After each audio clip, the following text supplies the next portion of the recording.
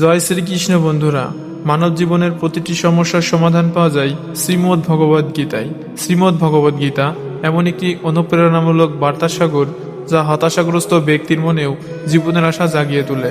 বন্ধুরা, আমার পূর্ণ বিশ্বাস আছে আপনারা এই ভিডিওটি সম্পূর্ণ দেখবেন আর এর কথাগুলি শান্ত মনে শুনে এবং বুঝে শুধু মনেই অসাধারণ শান্তি অনুভব করবেন না, বরং আপনার চিন্তাধারা ও জীবনের খুবই ইতিবাচক পরিবর্তন আসবে।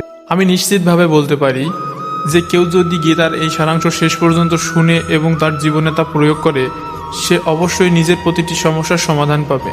সে সব কিছু পাবে যা সে তার জীবনে অর্জন করতে চায়। তাই আপনাদের উচিত প্রতিদিন সকালে এবং রাতে ঘুমানোর আগে শ্রীমদ্ ভগবদ গীতার সারাংশ পড়া এবং শোনা।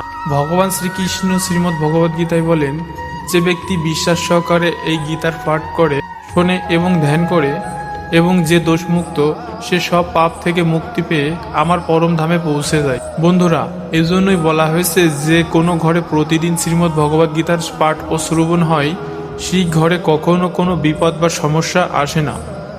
ভগবান শ্রীকৃষ্ণের আশীর্বাদ সেই ঘর ও জীবন জুড়ে সর্বদা বিরাজ করে। সেই ঘরে সুখ, ধন সম্পদ, ঐশ্বর্য ও আনন্দ সবসময় বজায় থাকে।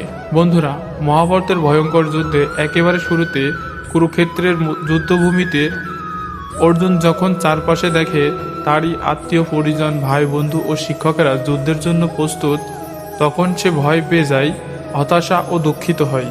সে অত্যন্ত বেদনায় ক্লান্ত হয়ে যায়। ভগবান শ্রীকৃষ্ণের কাছে নিজের দুঃখ ও দোটানা প্রকাশ করে। অর্জুন বলেন, হে কেশব, আমি কিভাবে এই যুদ্ধ করব?